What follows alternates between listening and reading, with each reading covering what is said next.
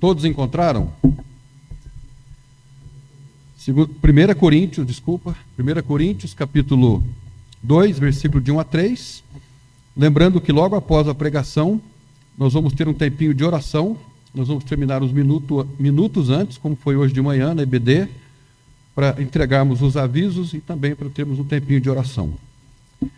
O texto, então, de 1 Coríntios, capítulo 2, versículo 1, nos diz assim: E eu, irmãos, quando fui ter convosco, anunciando-vos o testemunho de Deus, não fui com sublimidade de palavras ou de sabedoria, porque nada me propus saber entre vós, senão a Cristo, e este crucificado.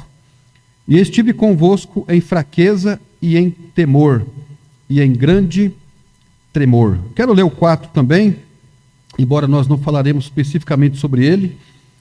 E a minha palavra e a minha pregação não constituíram de palavras persuasivas de sabedoria humana, mas em demonstração do Espírito e de poder. Vamos orar para que Deus abençoe a sua santa palavra aos nossos corações. Senhor nosso Deus e Pai, nós somos gratos ao Senhor mais uma vez pelos hinos que foram entoados ao Senhor. Agradecemos ao Senhor pelos irmãos que estão aqui, pelos irmãos que estão acompanhando pela internet, por aqueles que ainda verão, acompanharão. Agradecemos pelas bênçãos do Senhor sobre as nossas vidas. E agora, de maneira especial, queremos agradecer ao Senhor pelo Evangelho, a boa nova que nos alcançou.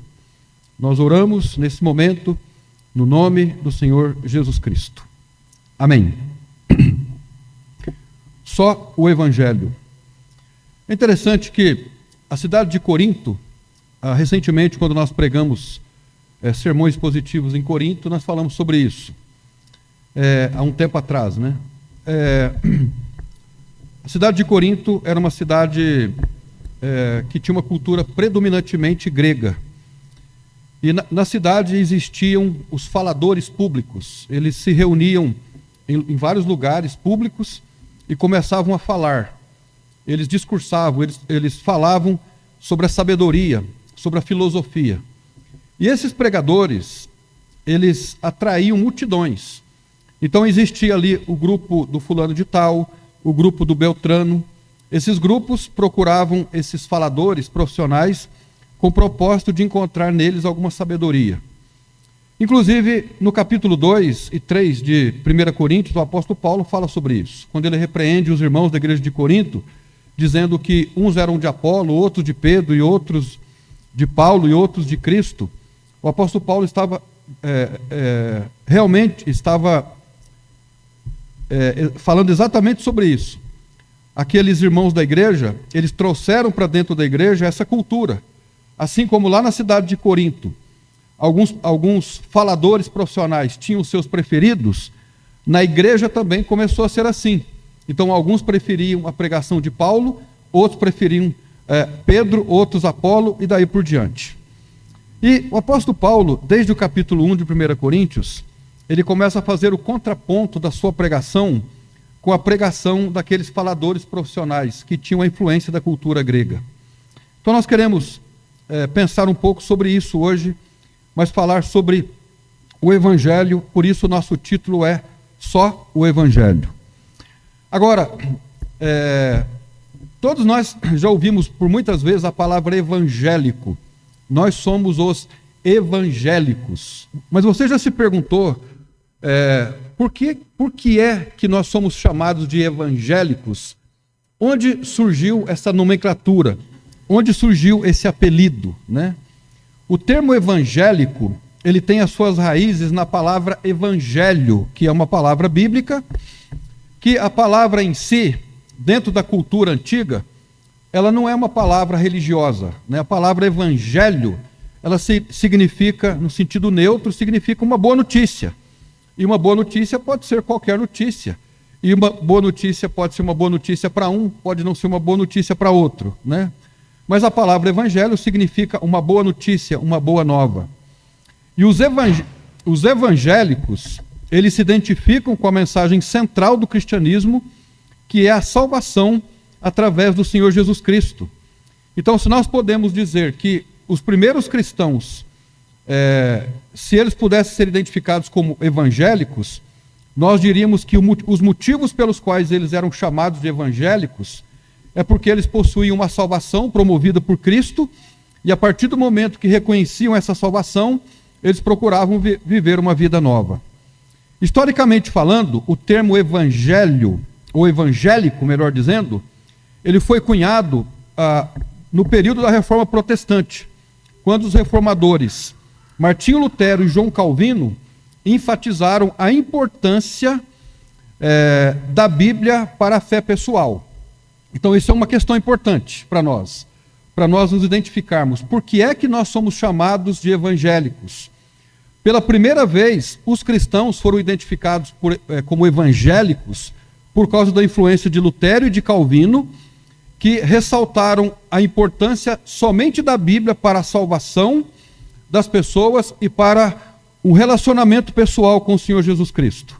Então, como podemos perceber, não é uma palavra nova, não é um termo novo. Ele surgiu no século XVI. Agora, hoje em dia, o termo evangélico, ele tornou-se muito confuso, porque existem grupos que se intitulam evangélicos que não sabem o que significa a palavra evangélico, tendo como base o que a Bíblia ensina sobre isso, e nem no sentido histórico sabe o que significa evangélico. Agora, um dos motivos pelos quais talvez o termo evangélico ele tenha se tornado confuso é porque a propagação do evangelho tem se tornado muito diluída. E quando você dilui muito alguma coisa, ela perde a essência. E é isso que tem acontecido com o evangelho. De tão diluído, o evangelho tem perdido a sua essência. E por aí vai, e por isso também nós lamentamos muito. Como pregadores do evangelho, como cristãos que somos do Senhor Jesus Cristo, nós lamentamos hoje que a verdade do evangelho, principalmente no que se diz respeito à pregação, ela não tem sido considerada mais, porque o que é mais importante hoje é que as instituições religiosas elas sejam numericamente avantajadas. Então, muito mais importa o resultado do que a proclamação em si. E por essa razão, nós estamos vendo hoje coisas absurdas, né? Nós estamos nos acostumando a ouvirmos, através de púlpitos e de recônditos evangélicos e cristãos, aquilo que outrora consideraríamos um absurdo, uma aberração do ponto de vista da pregação e da sã doutrina. Hoje em dia, por exemplo, para darmos um exemplo do que nós estamos falando, muitos cristãos estão subindo na esteira do conservadorismo, né? E alguns, então, dizem assim, eu adoto o lado político tal, porque esse lado político tal é evangélico. Ou então, eu adoto o lado político tal, porque esse outro lado também é evangélico. Nós precisamos entender que o evangélico, verdadeiramente falando, vamos falar assim, o evangélico raiz, ele não é de esquerda, ele não é de direita. O Senhor Jesus Cristo, ele nunca se envolveu sequer com os grupos conservadores da sua época. Mas hoje, por uma questão identitária, os cristãos, eles querem esse rótulo, até por uma questão de aceitação pessoal e de uma aceitação denominacional. Se eu não colocar em mim esse rótulo, eu não terei aceitação. Irmãos, o evangelho de Jesus Cristo nunca foi popular. Nunca foi popular. Se nós olharmos na história da igreja para identificarmos o que aconteceu com todos os apóstolos que pregaram o evangelho, eles foram mortos de maneira terrível, esquartejados, cravejados, flechados, queimados, por causa da pregação do evangelho. O evangelho sempre trouxe esse rastro de sangue.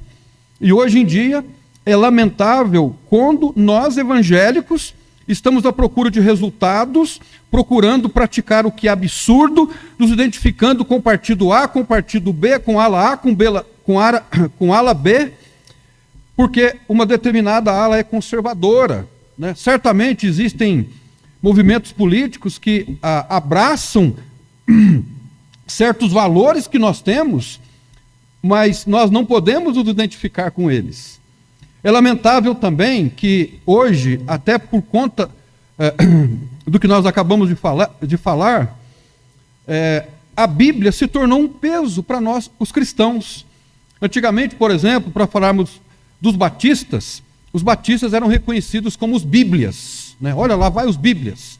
Por quê? Porque eles tinham interesse pela Bíblia. Agora, hoje, acabou o interesse pelo saber.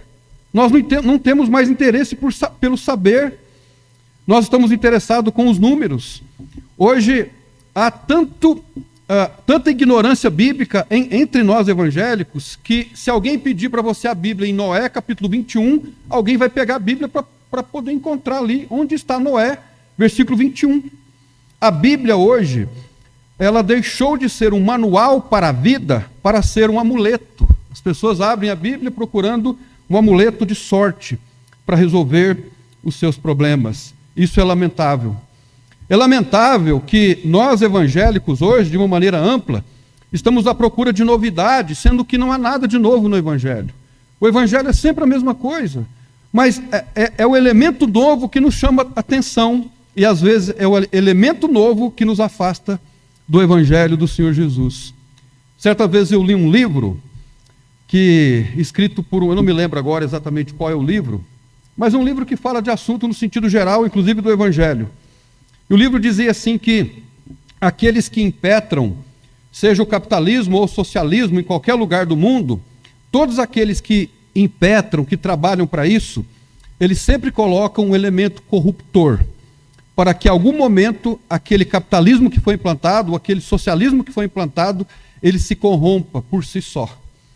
E é uma pena que nós evangélicos vemos isso acontecer. Prega-se o evangelho, inicia-se um trabalho, mas existe nele o elemento corruptor para que, depois de algum tempo, ele seja prejudicado. É uma pena e é lamentável que hoje não se fale mais no sangue de Jesus, né? No sangue de Jesus. É uma pena que não se fala mais na cruz do Senhor Jesus.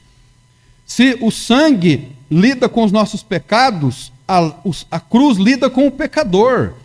Nós precisamos entender que a mensagem do Evangelho, ela não é somente uma mensagem de sangue, ela é também uma mensagem de cruz e sangue, mas é lamentável que essas mensagens têm sido tiradas. É lamentável também que nós queiramos, de alguma forma, extrair a ofensa do Evangelho, sendo que o Evangelho nos ofende, ele nos mata, ele nos sepulta e ele nos ressuscita. É lamentável que a maioria das pessoas que se dizem evangélicas, elas estão à procura de uma salvação imediata dos seus problemas diários e dos problemas diários que enfrentam. Elas não estão preocupadas com o futuro. De maneira geral, os evangélicos não estão pensando no futuro, no que haverá de vir.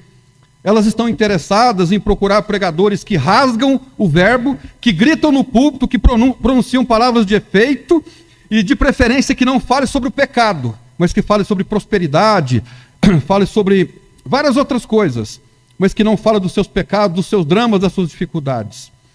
É lamentável que uma boa parte dos evangelhos querem chorar de emoção, mas não querem chorar pelos seus pecados. As pessoas querem sensação, mas não querem chorar pelos seus pecados. É lamentável que hoje o público cristão evangélico procura tudo, menos o evangelho do Senhor Jesus Cristo. Pensando nisso, eu quero fazer alguns destaques sobre como nós poderemos preservar o evangelho do Senhor Jesus Cristo. E talvez seja essas palavras que o apóstolo Paulo quisesse transmitir naquilo que nós acabamos de ler aqui no texto de 1 Coríntios. Lembrando que em 1 Coríntios capítulo 15, o apóstolo Paulo diz exatamente o que é o evangelho do Senhor Jesus. O evangelho de Jesus são as boas novas de que Jesus Cristo veio ao mundo, ele morreu, ele ressuscitou e ele voltará. Essa é a boa nova. Ela não precisa de adereços, ela não precisa ser adocicada, ela não precisa ser salgada, ela só precisa ser anunciada, pregada, de maneira pura, de maneira simples.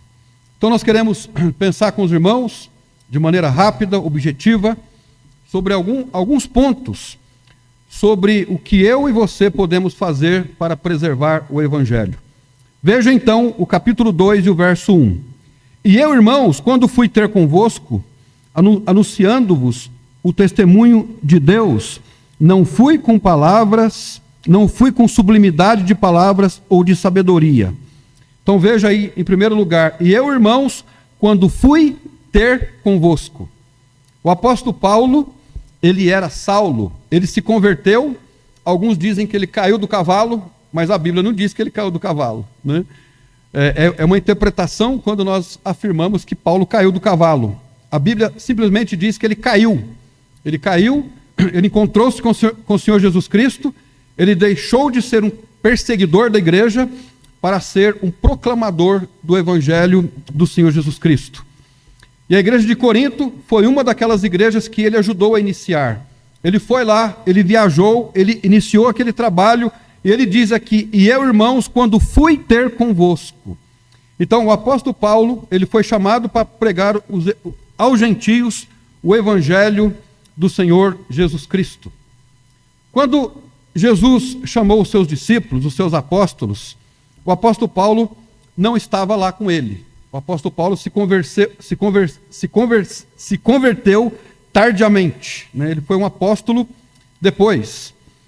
Mas no texto de Mateus capítulo 9, verso 37, a Bíblia diz assim, palavras de Jesus, a seara na verdade é grande, mas os trabalhadores são poucos. Essa foi uma observação do Senhor Jesus Cristo. E o próprio texto diz que o Senhor Jesus Cristo sentiu compaixão pelas pessoas. Elas estavam necessitadas, elas precisavam de cuidado, precisavam de pastoreio. Aquelas pessoas que Jesus identificou como pessoas que precisavam de um pastor, elas estavam saturadas de religião. A religião, ou as religiões daquela época, não trouxeram para elas o que elas mais precisavam. Na verdade, irmãos, a religião não se importa com as pessoas.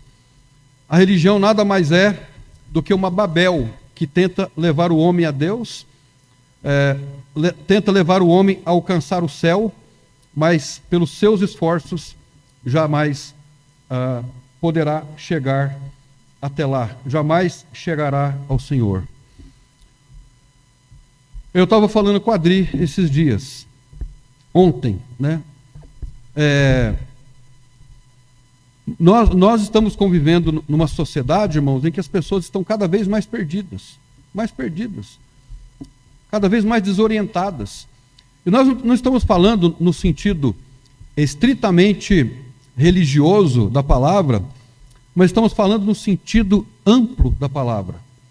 Por exemplo, nós pais estamos perdidos sobre como criar os nossos filhos no caminho de Deus.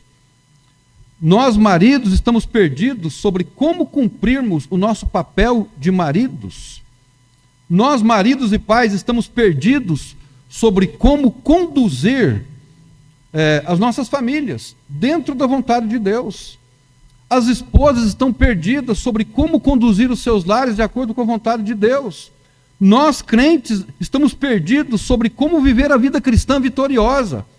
Nós estamos desorientados. As pessoas que não conhecem o Evangelho, elas estão desorientadíssimas. E o que eu compartilhei com a Adri ontem, por um motivo específico, eu senti compaixão por isso. Meu Deus! Né? O que será dessas pessoas amanhã? O que acontecerá com elas? O texto então diz que Jesus sentiu compaixão daquelas pessoas. Irmãos, nós não pregamos o Evangelho motivado por compaixão. Nós pregamos o Evangelho motivado na autoridade de Cristo. Nós pregamos porque nos foi mandado fazer. Nós não precisamos sentir compaixão para pregarmos o Evangelho do Senhor Jesus. Mas eu diria que quando nós sentimos compaixão, é um bônus. É um bônus que talvez nos faça mover do lugar. As pessoas estão perdidas. Perdidas. A minha mãe, de vez em quando, manda uma mensagem para mim: ora pelos nossos parentes. Os nossos parentes e possivelmente os seus parentes, os entes queridos, estão perdidos. Estão perdidos quanto à vida. E se perderão na eternidade se não forem alcançados pelo Evangelho do Senhor Jesus Cristo. Aquelas pessoas estavam necessitadas de salvação, estavam necessitadas de cuidado, assim como hoje as pessoas estão necessitadas de salvação, estão necessitadas de cuidado. E aí, irmãos, o que nós precisamos fazer em primeiro lugar, o que nós fazemos para preservar o Evangelho é quando obedecemos o ID do anúncio. Nós precisamos obedecer o ID. Não faz muito tempo, nós estávamos conversando com algumas pessoas que chegaram aqui na cidade há um tempo atrás, e essas pessoas hoje seguem uma seita que não prega Jesus como Salvador. Nós temos em Londrina vários grupos diferentes de nós que são evangélicos. E esses grupos, apesar de diferenças doutrinárias, pregam o Evangelho de Jesus. Agora, existem outros grupos que não são evangélicos. Eles configuram seitas. Por quê? Porque pensam diferente de nós? Sim, mas pensam diferente de nós e pensam diferente da Bíblia naquilo que é essencial. Estamos falando de salvação, o meio de salvação. E aquela seita específica, ela prega um modo esquisito, para não dizer outra coisa, de salvação. Qual foi o sentimento que eu tive? Alguém chegou primeiro do que nós, essa pessoa. Alguém chegou primeiro. Eu falei para Adri, eu senti mal. Me senti mal. Porque essas pessoas chegaram na cidade e alguém chegou lá e pregou a mentira antes que a verdade chegasse.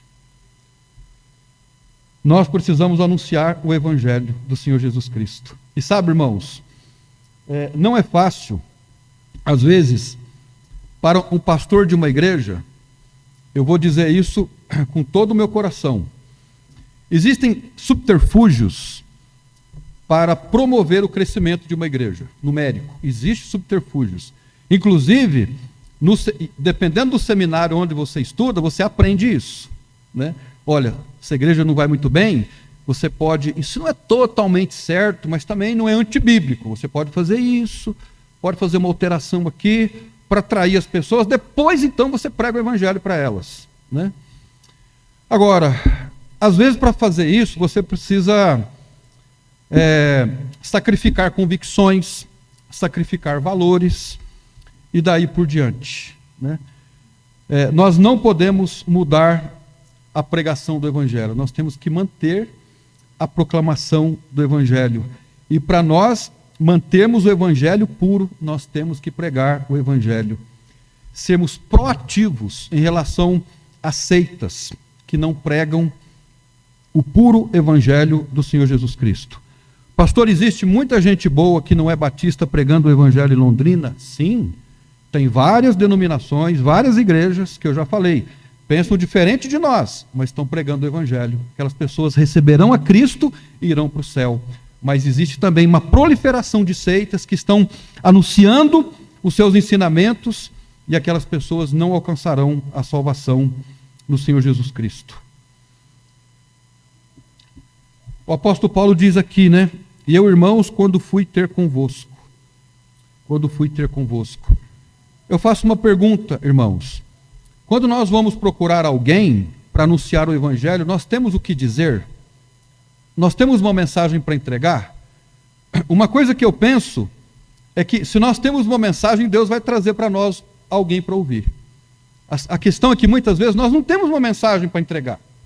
Quando nós temos uma mensagem, pode se preparar para isso. Quando você ora pela salvação de alguém, quando você se prepara, quando você tem uma vida devocional, quando você ora, quando você intercede, pode não vir aquela pessoa, mas vai chegar uma outra pessoa, porque Deus sabe que você tem uma mensagem. Hoje, a gente tem uma mensagem para entregar a alguém que não tem esperança. Esses dias eu estava pensando uma outra coisa, né? A gente lê biografia, no seminário você é amplamente estimulado a ler biografia. Aí você lê lá a biografia de homens que ganharam milhares de almas, né? Spurgeon, Moody, esses homens têm uma biografia, entre aspas, invejável. E aí nós lemos uma biografia dessa e pensamos assim, mas olha o que esse homem fez, ele ganhou milhares de pessoas, quem sou eu? Eu não tenho essa capacidade. E nós, às vezes, nos esquivamos da responsabilidade de anunciarmos o Evangelho, porque nós não somos um Spurgeon, nós não somos um Moody, nós não somos uma pessoa famosa. Mas não é isso que nós somos chamados para fazer. Nós somos chamados apenas para anunciar o Evangelho do Senhor Jesus Cristo. Quando o Evangelho é preservado? Quando nós obedecemos o ID do Senhor Jesus Cristo. Então, irmãos, é necessário nós obedecermos o ID do Senhor Jesus. A gente pode entregar folheto para as pessoas. Está faltando folheto lá, quase que eu dou uma... A gente pode entregar folheto para a pessoa.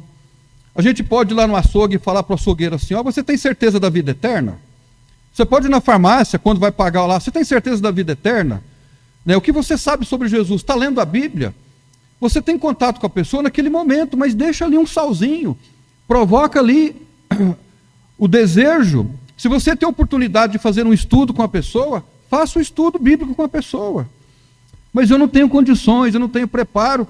Mas é por isso que nós temos a escola dominical, é por isso que nós temos os estudos de quarta-feira, e eu estou aqui disponível para poder ajudar, dar um material para isso, mas nós precisamos anunciar o Evangelho do Senhor Jesus Cristo para mantê-lo puro.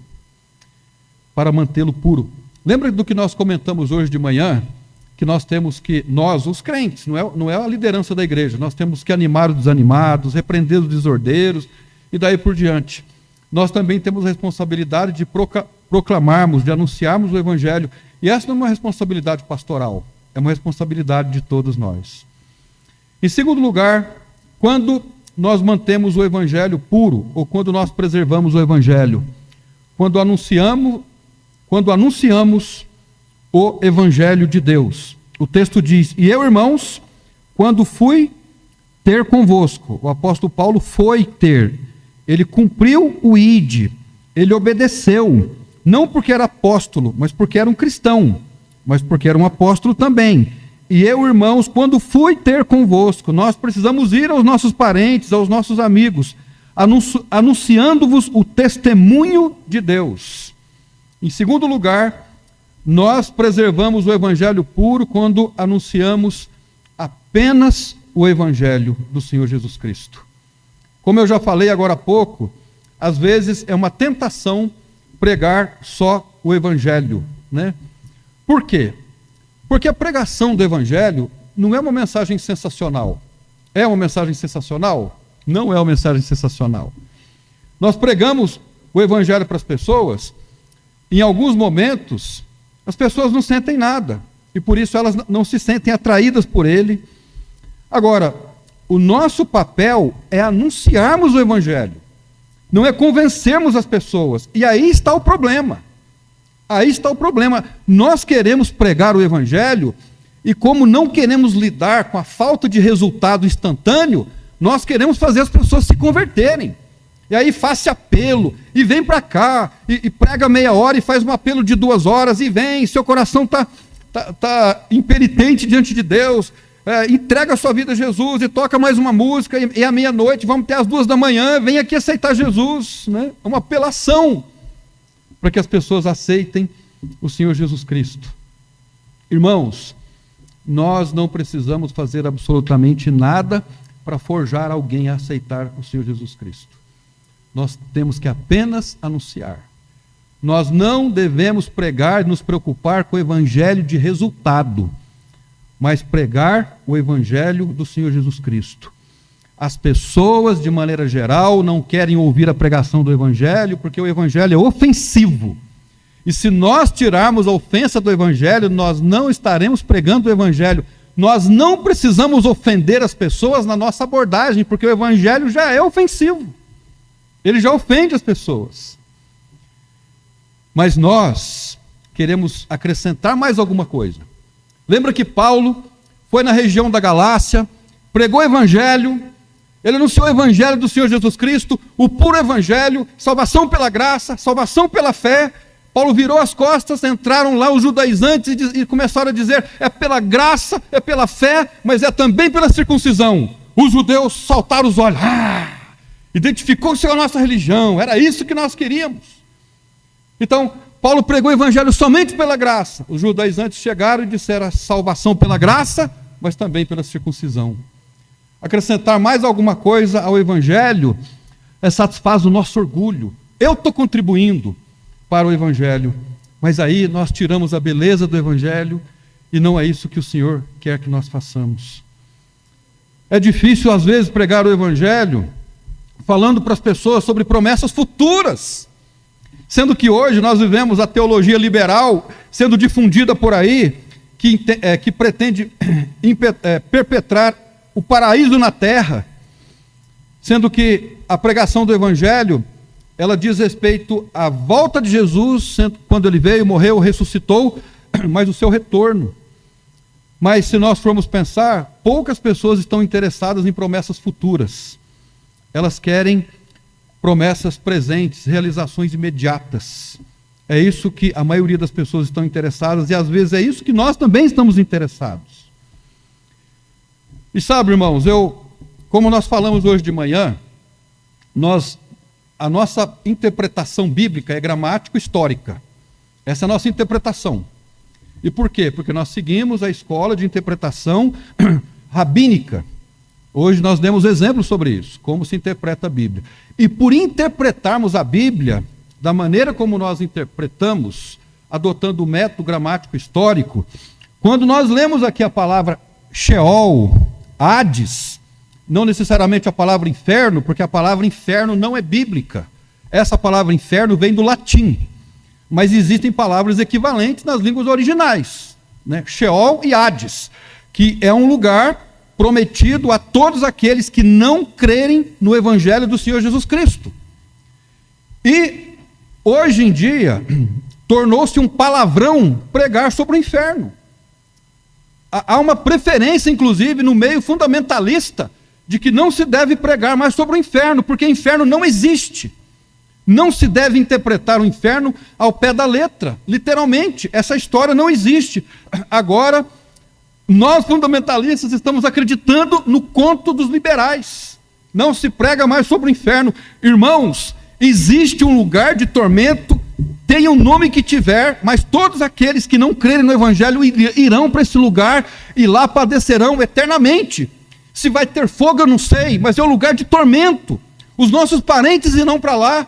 Muitos crentes batistas irão para lá se não crerem no Evangelho, no puro Evangelho do Senhor Jesus Cristo. O Evangelho do Senhor Jesus Cristo, ele não é aquiescente, ele é exigente. E o que é aquiescente? É aquela permissividade. Ele concorda com tudo, ele concorda com tudo. A nossa geração está cada vez, esse é um dado da psicologia, dos estudantes de psicologia. A nossa sociedade está cada dia mais viciada. Nós somos hoje uma sociedade viciada em tudo. Viciada no prazer. Se vai ter inferno depois, fica para depois. O importante é que agora eu quero viver a vida. Mas e o depois? Irmãos, nós temos que pregar só o Evangelho do Senhor Jesus Cristo. Ensinar só o Evangelho do Senhor Jesus Cristo. Nós não precisamos acrescentar alguma coisa a mais. Nós não precisamos fazer acréscimos para o Evangelho. Não precisamos batizar o Evangelho. Já ouviu falar nessa palavra batizar?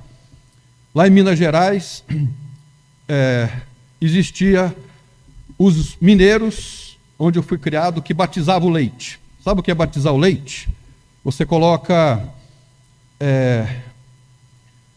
10 litros de leite e uns 3 litros de água.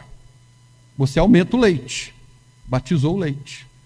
Sabe como é que batiza o mel? Você vai lá, tira o mel e faz um melado de açúcar e acrescenta o mel. Batizou o mel. Aumentou o número.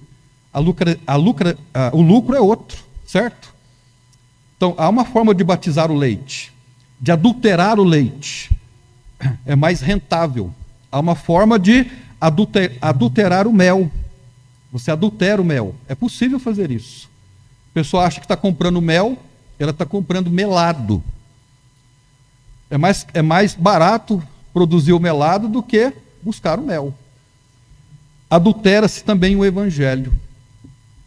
É mais fácil é mais lucrativo, e daí por diante.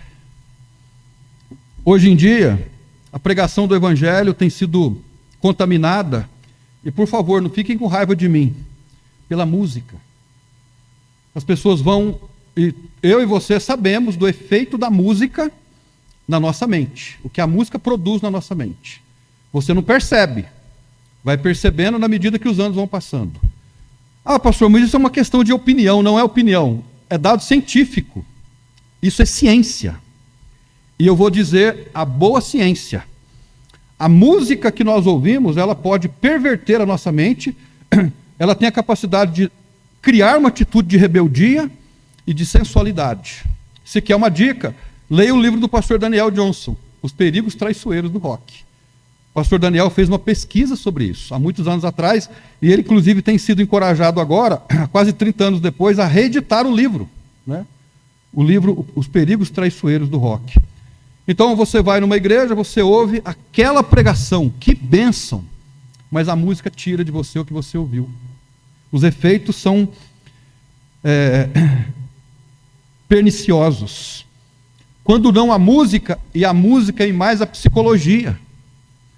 Pastor, o senhor é contra a psicologia? Em muitos aspectos, sim. Porque hoje a psicologia tem uma mensagem para você. Sabe qual é a mensagem? Você precisa amar-se. Porque se você não conseguir amar a si mesmo, você não vai amar sua esposa, não vai amar seus filhos. Onde na Bíblia nós lemos que há um mandamento que diga que a gente tem que se amar? Isso não é só uma heresia, é muito mais do que uma heresia. Isso não é bíblico, é antibíblico e é nocivo. Então é por isso que as pessoas estão cada vez mais em si mesmadas, voltadas para si mesmas, voltadas para o prazer, para o vício, e se esquecem de Deus. Irmãos, hoje eu estava falando com o Leandro de manhã, né, sobre a tendência que nós temos para fazer o que é errado. Nós temos essas inclinações para o mal. Nenhum de nós pode dizer assim: olha, eu jamais cairei em pecado qualquer. Nenhum de nós. Que Deus tenha misericórdia de nós. Se for necessário, escreva na Bíblia, faça um devocional, vai escrevendo. Deus me dê graça para eu nunca envergonhar o seu nome. E vai escrevendo e ore. E devemos fazer isso. Mas o que nós temos visto de escândalos hoje, no meio evangélico, irmãos, tem sido vergonhoso. E no meio fundamentalista, não somente batista. Mas as pessoas vão para uma igreja, elas escutam uma boa pregação, mas a música leva a atitudes, a comportamentos que acabam contaminando a mente da pessoa. Então, é o evangelho puro, sem nada. Então, isso quer dizer que a gente não pode ter uma música aqui modesta, uma música mais simples. Pode, deve. A música boa, ela tem o efeito na nossa vida também. Ela abre o nosso coração, ela abre a nossa alma para ouvirmos a palavra de Deus. Isso também é dado científico, sendo que a Bíblia ensina isso também. Mas precisa ser uma música boa. O Evangelho não precisa de adereços, ele não precisa de acréscimos. Não é Evangelho mais a psicologia, não é Evangelho mais a música, não é Evangelho mais o marketing, não é o Evangelho e mais isso para fazer com que ele se torne atrativo. Então, como é que nós mantemos o Evangelho puro? Quando nós anunciamos o Evangelho, quando nós anunciamos apenas o Evangelho, só o Evangelho. A gente tem feito visitas, né? Às vezes o Lucas, o Sérgio, e sábado a gente fez uma visita para uma família, era uma visita de cortesia, e nós não falamos diretamente do Evangelho, porque eu percebi que não era o momento. A família queria conversar, Agora, aí nós já propusemos fazer um estudo bíblico, eles aceitaram. Vamos fazer um estudo bíblico. O que é que nós vamos fazer com esse estudo bíblico? Nós vamos chegar lá e começar a falar: olha, Jesus te ama. É verdade, Jesus ama. Mas nós vamos pregar o Evangelho. Mais nada. Porque o evangelho internalizado, recebido, crido, entendido, ele torna o marido um bom marido, ele torna a esposa uma boa esposa. Isso a longo prazo, não é do dia para a noite. O evangelho acontece conosco devagar, na calada da noite. É um processo. A salvação é instantânea, mas a nossa santificação é um processo.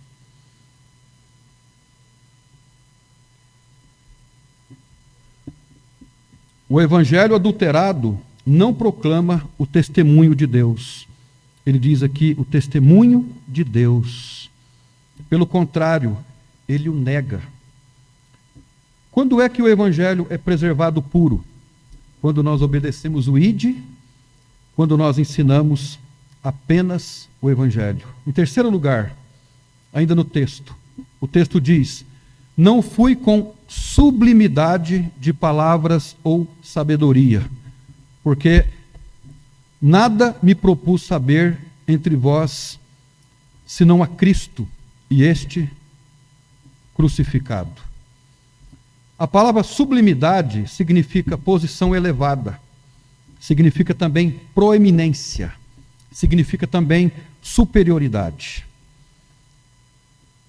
Irmãos, o pastor, o pregador, ele precisa pregar o evangelho, ele precisa ensinar o evangelho, e não somente ele, mas todas as pessoas da igreja, sem querer aparecer. Não é verdade? Porque se eu começo a falar de mim, se nós começamos a falar de nós, buscando uma aceitação, um estrelato, buscando sermos ícones, trabalhar a nossa imagem, nós desvirtuamos a pregação do evangelho. O que deve atrair as pessoas para o evangelho é o evangelho.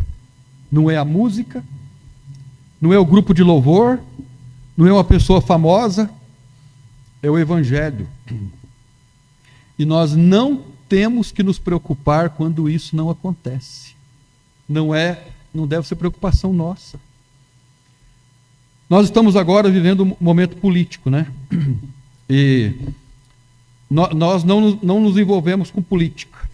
Não quer dizer que nós sejamos alheios ao que acontece no mundo. Mas acredito que o cristão precisa tomar muito cuidado com isso. Nas campanhas políticas, o candidato procura todos os meios possíveis para atrair os seus ouvintes. Antigamente, eu acho que hoje não é assim, fazia-se comício, chamava grupos, duplas, né, famosas, para atrair as pessoas.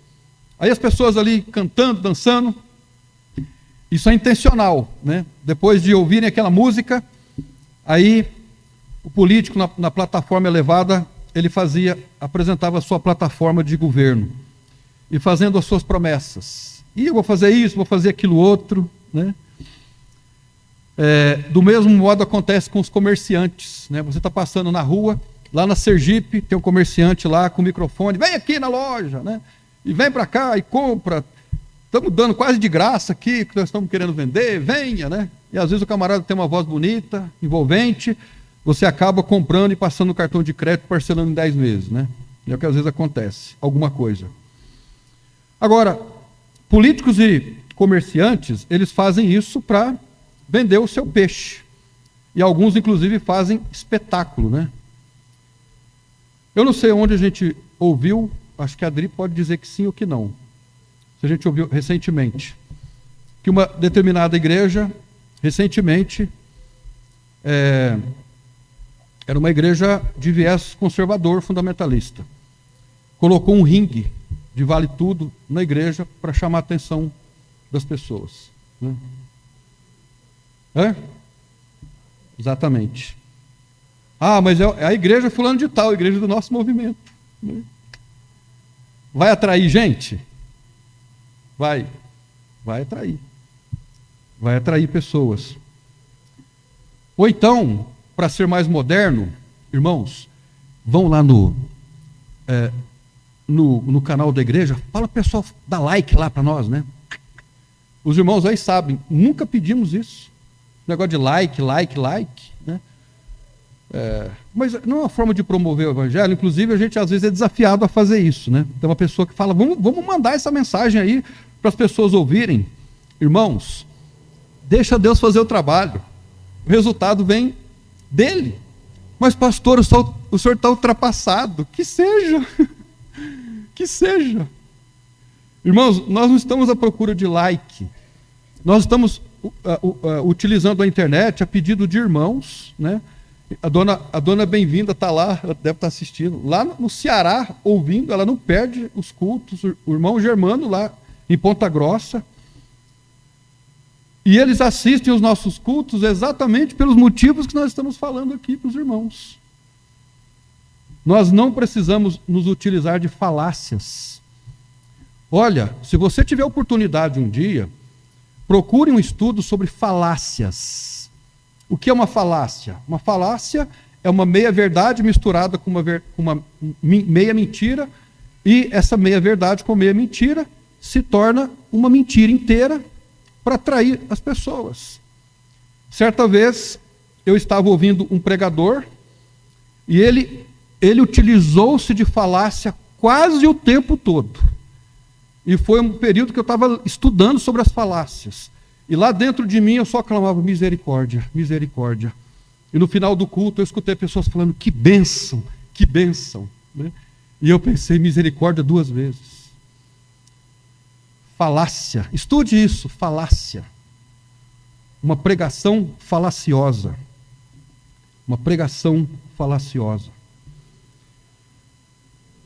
Irmãos, quando nós nos reunimos aqui, por exemplo, para falarmos da palavra de Deus, para cantarmos hinos de louvor, nós estamos aqui para falar sobre Jesus e não sobre nós.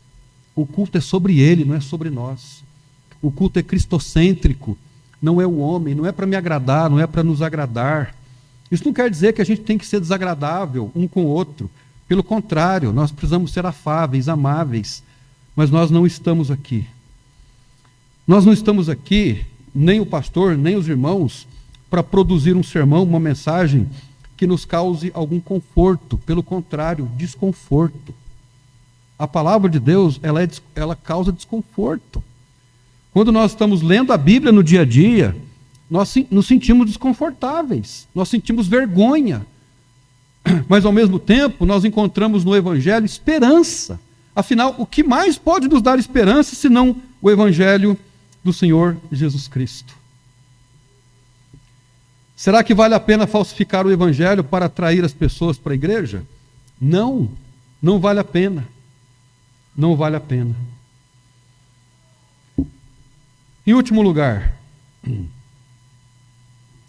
quando o Evangelho pode ser preservado? Quando ele pode se tornar, continuar sendo cristalino? Quando pregadores temem ao Deus do Evangelho. Veja o versículo 1, lá no final. E eu, irmãos, quando fui ter convosco, o apóstolo Paulo anunciou, ele obedeceu, anunciando o testemunho de Deus. Ele não foi falar dele, ele anunciou o testemunho de Deus. Ele não foi com sublimidade de palavras, ou seja, ele não trouxe acréscimo ou de sabedoria. Não fui com sublimidade de palavras ou de sabedoria. Espera aí, que eu estou fazendo uma confusão aqui. No verso 3, desculpa. Eu estive convosco em fraqueza e em temor, e em grande tremor. É o verso 3. Coloquei o verso 1, mas é o verso 3. Em último lugar, os pregadores ou os irmãos da igreja, eles devem temer ao Deus do Evangelho. Nós temos inúmeros exemplos de pessoas que falaram em nome de Deus e foram desafiadas e foram bem-sucedidas. Poderíamos dizer, por exemplo, do profeta Elias, que enfrentou os profetas de Baal. Haviam 450 profetas de Baal, um deus pagão, gritando e chorando por ele, mas o Senhor interviu e agiu a favor de Elias. Elias temeu e tremeu diante de Deus. Nós precisamos temer a Deus, irmãos. Nós precisamos ter o temor de Deus. Hoje em dia, não há mais temor de Deus, infelizmente. Infelizmente, não há, pelo menos na proporção que deveria haver. Paulo demonstrava respeito e temor a Deus. O Evangelho de Jesus foi deixado sob o cuidado da igreja, ele foi deixado sob os seus cuidados e sobre os meus cuidados, para que ele se mantenha puro. De quem é a responsabilidade de zelar pela pregação do Evangelho da igreja? A responsabilidade é sua, a responsabilidade é minha, a responsabilidade é nossa. Se nós não fizermos isso, ninguém fará. Então, se o pastor pregar heresia, ele deve ser tirado, ele não pode pregar heresia. Se ele está vivendo uma vida errada, ele precisa ser tirado. Nós precisamos temer a Deus, porque de Deus não se brinca. Se você for a alguns sites hoje, evangélicos, sites de fofoca evangélica, porque existe, infelizmente, verá o que está acontecendo com o meio evangélico brasileiro e mundial hoje. Porque não há, ou pelo menos não há como deveria haver, o temor de Deus. As pessoas estão brincando com Deus, por uma questão inclusive conceitual. Deus, há uma dúvida de que Deus realmente exista, de que Deus intervém, que Ele pode intervir na história, e Ele pode. Irmãos, nós precisamos anunciar o Evangelho. Amém? Nós temos que anunciar o Evangelho. Nós temos que pregar somente o Evangelho. A gente não tem que dizer assim, olha, lá onde você vai, tem isso, tem aquilo, você faz isso, faz aquilo, mas na nossa igreja também tem. Né? Já percebeu que nós estamos perdendo a identidade? Você vai lá naquele lugar, tem batuque lá, o pessoal dança, mas na nossa igreja também a gente dança. Nós somos a mesma coisa. É uma questão de identidade. A igreja não é isso. Mas se ela pretende ser isso, ela é só isso, e mais nada. Nós temos que pregar somente o Evangelho. Nós não precisamos de um culto sensacional. Então a gente não precisa procurar sensação. Se a gente não está bem no culto, nós temos que orar.